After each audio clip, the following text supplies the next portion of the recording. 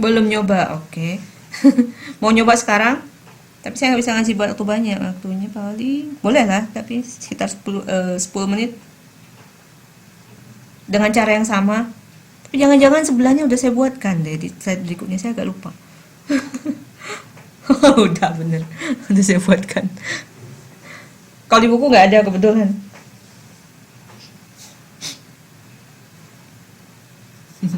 Jadi itu caranya untuk proyek B-nya.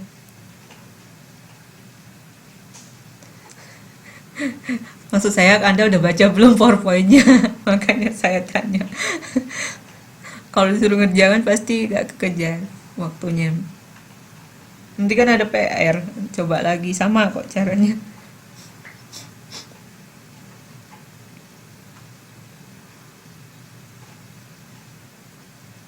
Oke, dapatnya 4,81. Cara yang sama. Sebenarnya tadi saya udah buatkan pakai Excel-nya gitu biar gampang.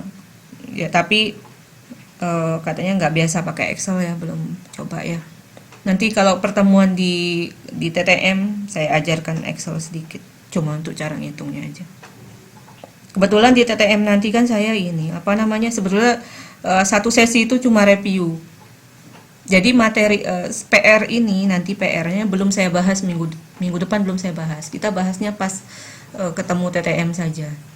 Satu sesi untuk bahas materi bab 2 dan 3. Satu sesi nanti saya masuk ke saham. Jadi pokoknya TTM itu untuk konfirmasi sih kalau nggak paham gitu, kalau nggak ngerti. Kadang kalau ketemu sama nggak itu kan tetap beda. Jadi materi saya habiskan di online aja. Jadi tetap nanti PowerPoint-nya dibawa ya, materi yang hari ini dibawa, kalau nggak ngerti silakan. Gitu. Oke, saya lanjut lagi ya.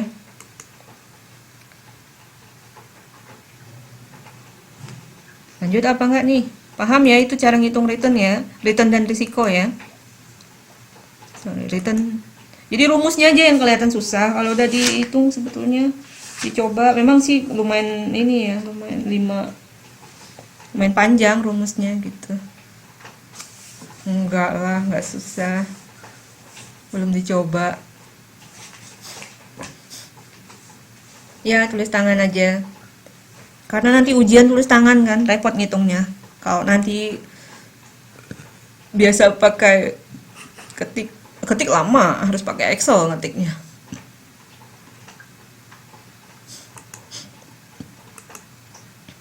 Kalau mau belajar Excelnya nanti aja, pas ketemu aja.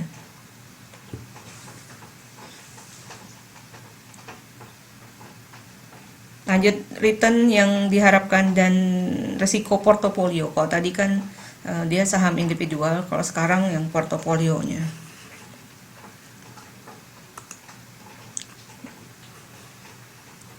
Oke, harga dan tingkat pengembalian. Jumlah dari pembayaran kas yang sama dengan adalah jumlah dari pembayaran kas yang diharapkan akan diterima investor yang didiskontokan pada tingkat pengembalian R yang diminta investor. Nah, ini rumusnya untuk tingkat pengembalian. Ya, sebetulnya tingkat pengembalian ini setahu saya kita lebih dibahasnya nanti di saham yang ini. Yang P sama dengan arus kas dibagi 1 ditambah R kemudian dikuadratkan. Jadi di sini nggak terlalu ya ini ya. Kemudian sekuritas dan portofolio.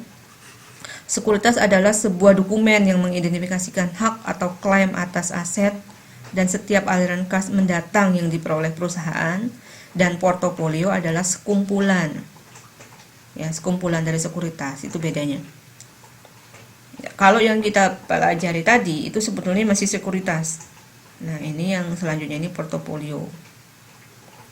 Kalau portofolio itu banyak maksudnya. Sekuritas itu satu jenis. Misalnya saham saja. Kalau portofolio itu biasanya dia sudah beberapa jenis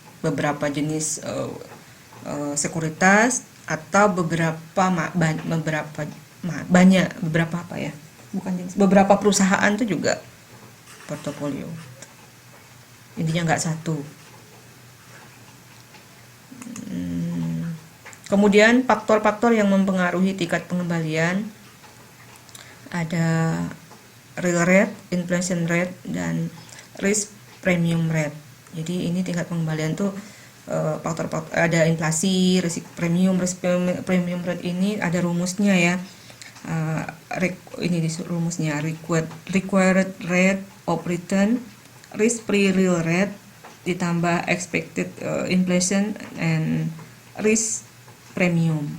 Jadi tingkat pendapatan yang disyaratkan sama dengan tingkat bunga bebas risiko ditambah dengan tingkat inflasi yang diharapkan ditambah dengan premi risiko. Nah, ini ada required rate of return. Jadi return yang required yang diminta, maksudnya required yang diminta, yang diinginkan ya.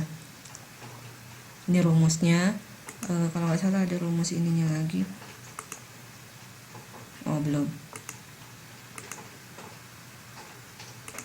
Terus hubungan tingkat risiko dan return yang diharapkan, ya, hubungannya bersifat linier atau searah. Jadi semakin besar risiko suatu aset, semakin tinggi return yang diharapkan. Makanya kalau orang yang risk taker tadi, dia berani gitu. Oh, ini risiko besar tapi dia tahu returnnya besar.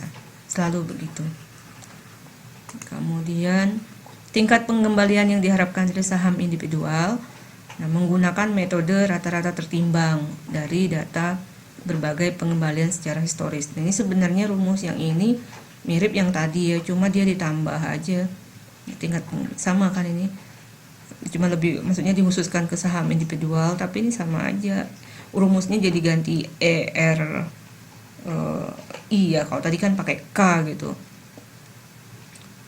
Rata-rata tertimbang juga hasilnya kalau ini ya. Tingkat pengembalian diharapkan dari investasi saham I, terus ada probabilitas yang diraihnya ya, pengembalian pada keadaan J, sama keadaan kan tadi kondisi. Kemudian tingkat pengembalian aktual dari investasi pada saham I pada keadaan J. Itu ya. Kemudian hasil ininya nanti kita lihat contohnya. Nah, contohnya ini data berikut ini data probabilitas dan tingkat pengembalian dari suatu saham dalam berbagai kondisi ekonomi. Nah, kondisi ekonominya bisa, kalau tadi kan kita 5 macam ya, kalau ini kebetulan hanya 3 macam, baik, normal, dan buruk. Kemudian ini probabilitasnya, ini tingkat pengembalian, ini sama dengan yang tadi kan ya. Kemudian dari informasi di atas hitunglah ER dari harga saham tersebut. ER tadi sama dengan K yang tadi project. Sebenarnya bedanya apa sih, kenapa ya kesannya kok 2 kali tapi sebetulnya sama gitu ya. Nah, bedanya kalau yang tadi itu umum, makanya dia tadi ada proyek gitu ya, proyek A, proyek B gitu, karena umum dianggapnya. Rumusnya pun pakai K. Kalau sekarang lebih khusus ke sekuritas ya, jadi makanya saham di sini pakai ER, expected return gitu, lebih khusus aja, sebetulnya sama aja gitu ya. Kemudian nah, kalau kita lihat sama kan, 25% probabilitas dikali dengan 24% tingkat pengembalian. Ini kan sama dengan mencari K tadi, K yang pakai topping tadi itu loh. Itu K rata-rata tertimbang. Ini juga ER rata-rata tertimbang. 25% dikali 24% ditambah 50% dikali 20% ditambah 25% dikali 18%, dapatnya 20,5% ya. Jadi ini untuk menghitungnya. Jadi ini maksud soal ini sebetulnya ketika kondisi baik, tingkat pengembalian 24%, tapi kemungkinannya hanya 25% probabilitasnya ya. Cara membaca ini. Jadi ketika orang memprediksi pengen investasi itu ya, yang menjadi masalah dapat data ini dari mana gitu ya. Dapat data ini yang jadi masalah ya, dari mana? Kalau ini kan, kalau dari buku kan hanya soal saja. Kalau soal tinggal nulis-nulis aja persentasenya gitu. Nah, sebenarnya ini dari historis, data historis istilahnya. Jadi ada data sebelumnya gitu. Kemudian tingkat pengembalian yang diharapkan dari portofolio. Nah, tadi kan sekuritas, nah sekarang portofolio. menghitung rata-rata tertimbang dari tingkat pengembalian yang diharapkan dari masing-masing saham. Nah, sama juga rumusnya ER juga, tapi ER-nya ER portofolio. ER dari portofolio dan ER dari investasi saham, ya. Kemudian ini tadi, kemudian saya lanjutkan ke latihan ya. Latihan yang dari buku juga, ini yang dari halaman 217 itu. Nah, ini pertama soal 1, data keuangan dari proyek A dan proyek B. Tadi sama ya, dia resesi, tapi beda angka sudah ya, sesuai dengan di buku. Angkanya ini ada probabilitas, ada perkiraan proyek A dan B, keuntungannya pada kondisi resesi, ringan, berat, normal, dan sampai yang paling kuat, yang paling bawah. Nah, jawabannya ini jawabannya sama dengan di buku ya. Ini kebetulan sama persis.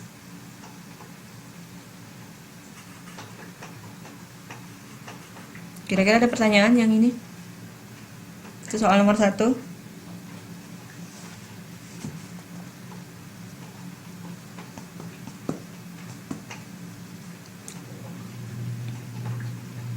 Kalau ini masih tadi yang pakai K secara umum dia, ya. Tapi di sebelahnya, di sininya sudah, masih pun pakai K tapi sudah pakai IRP ya. Ini saya memang copy dari buku IRP proyek A, expected return portfolio proyek A. Padahal ini dia masih pakai K rumus atasnya. Ya sebenarnya sih yang buat buku ini, yang membuat modul ini jadinya buat gak konsisten, karena dia nggak pakai satu aja. Cara ngitung sama aja kok. Kalau proyek harusnya dia nggak pakai IRP, dia pakai K, rata-rata tertimbang. Nggak apa-apa, yang penting sama sebetulnya, jadi nggak usah bingung dengan K, nggak usah bingung dengan IRP, IR saja, tergantung lihat pertanyaannya. Kalau portofolio IRP gitu, kalau sekuritas saham IR saja. Terus kalau yang kalau secara umum dia pakai K gitu. Yang penting ada. Yang penting tahu hitungnya. Oke, terus soal nomor 2. Ahmad membeli saham PT Sarana Husada sebanyak 10.000 lembar dengan 5.000 per lembar. 10.000 kali 5.000 ya. Saham tersebut dimiliki selama setahun. Kemudian dalam tahun tersebut PT Sarana Husada mendapat dividen ya 250 per lembar. Setelah memperoleh pembagian dividen, saham tersebut dijual dengan harga 5.500 per lembar. Nah, dari informasi tersebut hitunglah total pengembalian return atau pengembalian yang diterima oleh Ahmad. Yang pertama, nilai penjualan 10.000 kali 5.500 harga jualnya ya, dapat 5.500.000. Nilai pembelian 10.000 kali 5.000 dapat 5 juta. Nah, capital gainnya dapat 5.500.000 dikurang 5 juta jadi 500.000. Dividennya 250 kali 5.000 ya. Kali 10.000, 10.000 lembar ya. Jadi dapat 2.500.000. Totalnya 3.500.000 tambah 2.500.000. Mudah ini ya.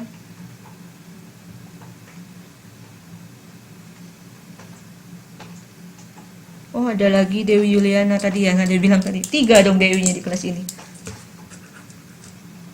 Saya pikir Dewi Yuliana yang mana lagi?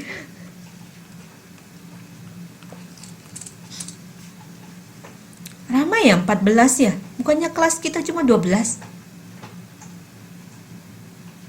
Dewi Yuliana, Dewi yang mana? Dewi Irmawati, Dwi Rahmawati ya. Nanti saya ada. Kok di saya 15 partisipannya? 14 lah, tambah saya 1 kan. Benar, saya cek.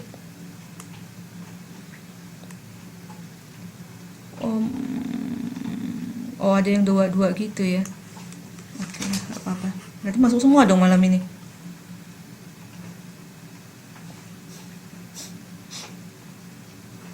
Iya, atas riba 2.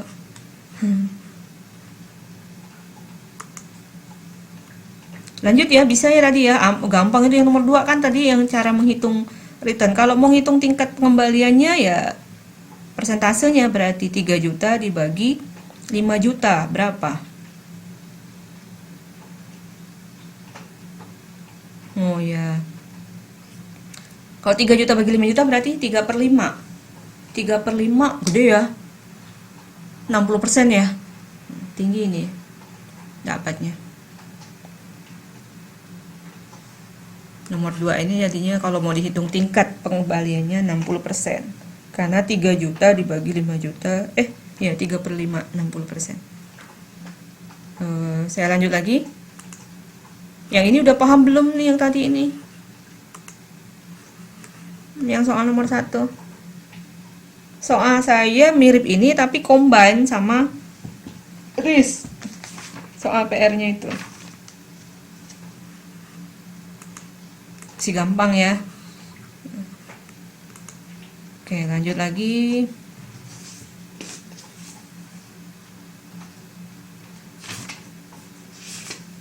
Sepertinya ini yang mana ya?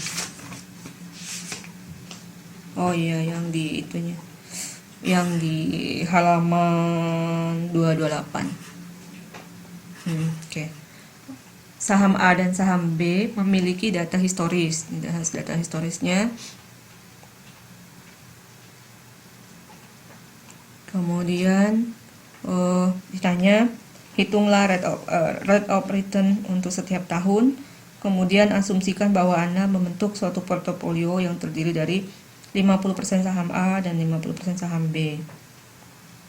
Dan ya diminta hitung dari tahun 1999 hingga 2004 ya. Nah, jawabannya ada di halaman agak ini mulai yang agak pusing soalnya sih 231 231. Nah, ini ya cara menghitungnya. Ini rumusnya. Ini rumus ini yang tadi paling pertama, rumus pertama tadi ya. Sama dengan yang saya bilang soal tadi 60% tadi ya, dividen, ya, harga jual dikurang harga beli dapat dibagi harga belinya.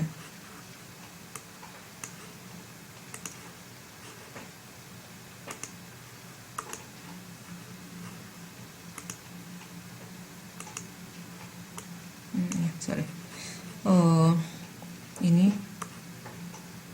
Ini yang tahun 99. Kalau tahun 99 berarti dividennya 1 tahun 99 1, terus harga sahamnya tahun 99 berarti 9,75 dikurang 12,25. Harga belinya lebih mahal ya dari harga jualnya. Harga jualnya 975, belinya 12,25. Rugi yang itu ya.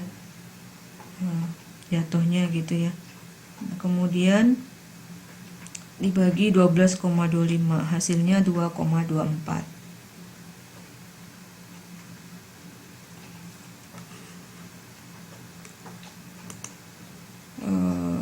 Tahun keduanya saya belum menghitungkan ternyata. Saya hitungkan di mana ya? Perasaan saya sudah menghitungkan tapi di mana lupa saya.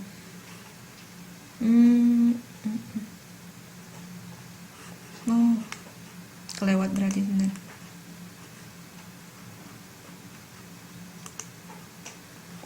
Nah, tahun keduanya berapa hasilnya?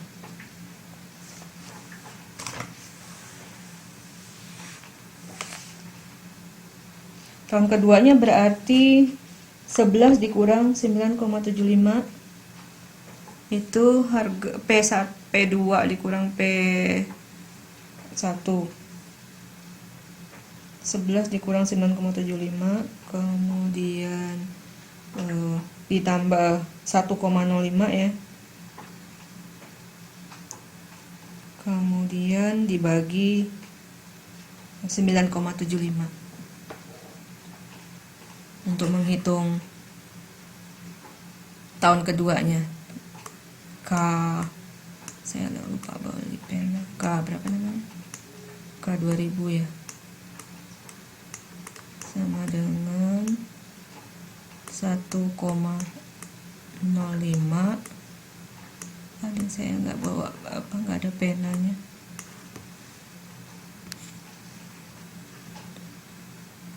Sebelas dikurang 9,75. Berapa 11 dikurang 9,75?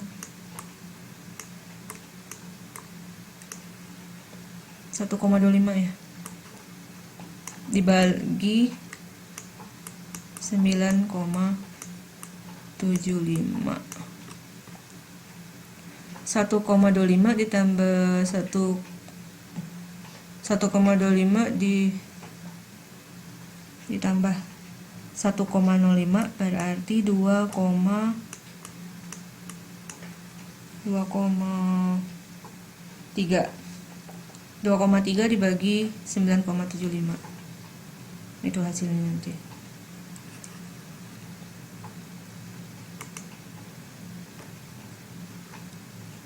Terus soal nomor 2-nya.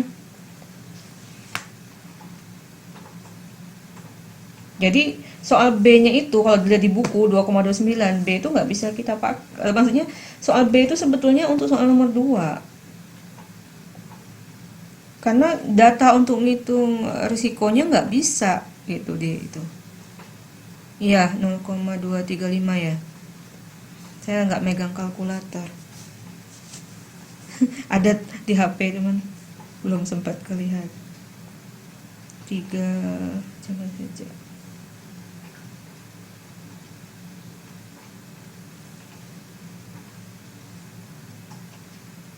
Berarti 20 itu kalau dipresentasekan 23,5% ya. Tadi kalau nggak salah 2,3 dibagi 9,75 sama dengan ya betul Mbak ya 23,5%. Jadi paham ya? Nggak susah itu ya.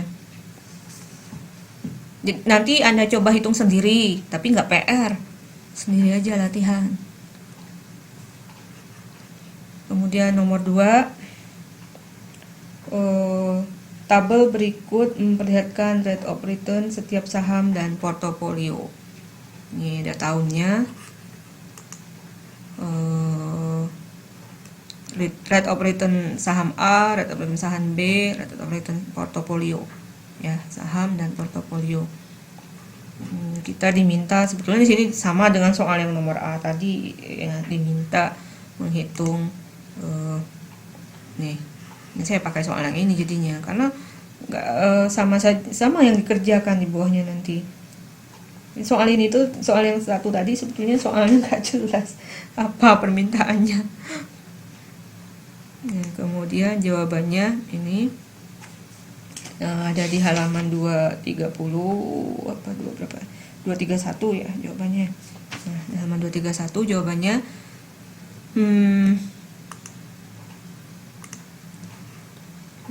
ini rumusnya. Kemudian K bagian dana yang diinvestasikan pada saham I-nya dan probabilitas keuntungan sahamnya ya. Nah, gunakan rumus ini untuk menghitung risiko. Nah, ini untuk yang A untuk menghitung return, kemudian yang B-nya untuk menghitung risiko. Nah, yang pertama untuk saham A ini yang 19,3 ini menghitung risikonya. Nah, menghitung risiko. Cara menghitung risikonya sama tadi yang saya contohkan pertama, tapi dia ini rumusnya agak beda ya, karena kalau tadi kan dikali probabilitas, kalau sekarang kan karena nggak ada probabilitas, jadi ada rumusnya ini N-1. Memang rumus yang beda dengan yang tadi ya, nggak dibahas di materi rumus ini, tiba-tiba muncul di sini. Bedanya itu sih karena memang ini sudah N itu jumlah portofolionya gitu ya, tapi dia pakai 5 portofolio kalau nggak salah di soalnya. Saya balik lagi, 1, 2, 345 ya, tahunnya itu. Jadi N-nya pakai tahun. 5 min 1. Ini 12,24 dari 12,24 rate of return saham A tahun 99, kemudian dikurang 16,42. Nah, 16,42 saya pakai 16,42 bukan 16,2 karena saya hitung ulang. Nah, sebetulnya saya sudah ngitung sendiri ya ininya, K-nya, K yang atas ini. Kalau di sini kan di buku ini nggak ada. Saya hitungnya pakai Excel. Belum saya masukkan di sini K-nya. Kebetulan di soalnya, karena soalnya menyajikan sebetulnya, tapi soalnya ini masih belum. Setelah saya hitung ulang angkanya juga nggak tahu nih salah ngetik apa gimana. 16,42 harusnya bukan 16,2 gitu, yang ini, yang A, yang K dari project A itu harusnya 16,42. Saya lihat dulu Excel saya, 16,42 K yang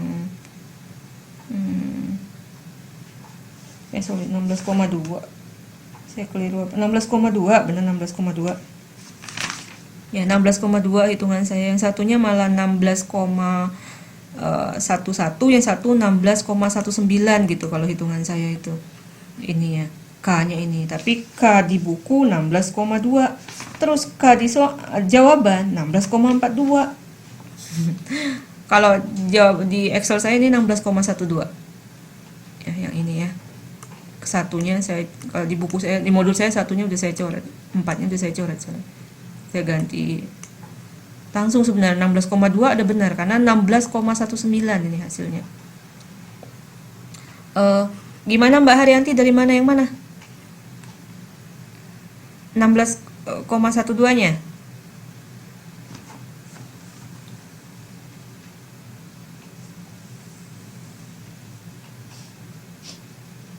Cara ngitung 16,12 itu ya?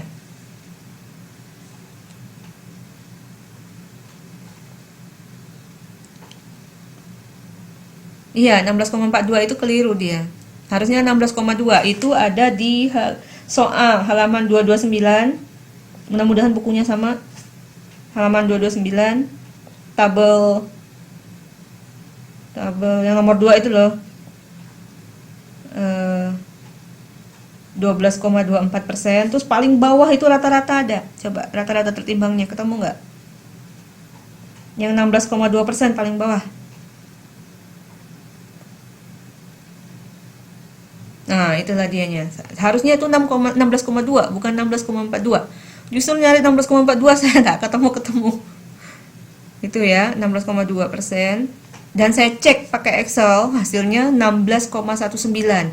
Jadi kalau dibulatkan 16,2 ya wajar gitu. Tapi kalau 16,42 nggak tahu dari mana gitu. Itu caranya nyari yang itu.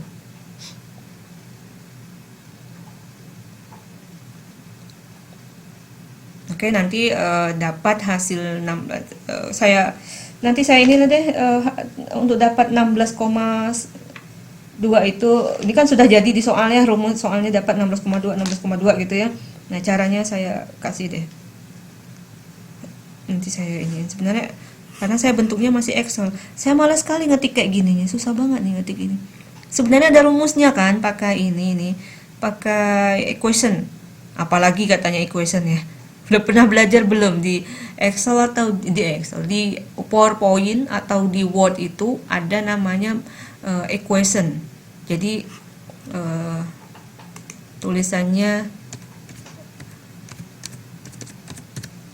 jadi kita bisa buat kayak gini nih, yang rumus-rumus akar dan sebagainya itu pakai itu. Saya tuh malas ngetiknya gitu, makanya saya pakai Excel. Kalau pakai tangan mah enak, tinggal buat-buat aja gitu. Saya belum punya stylusnya ini, kalau pakai tangan agak susah. Sebenarnya bisa harusnya. Terus ada pertanyaan sebelum saya lanjut?